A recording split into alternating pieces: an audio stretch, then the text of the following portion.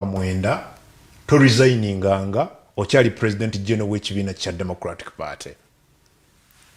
Weebale nnyo okumpa omukisa okunnyonnyola ku nsonga eyo. Nayogera ne ŋŋamba nti tulina essuubi nti tugenda kuweza ababaka abasinga 15. Bwe tutabaweza nze nga Hon Mao nja kulekulira.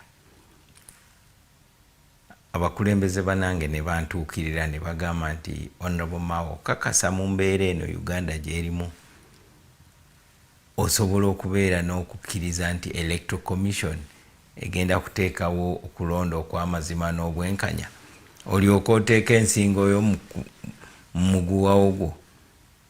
N'olwekyo njagala abampuliriza bakitegeere nti ekigambo ekyo ne kye nayogera nakimenyawo.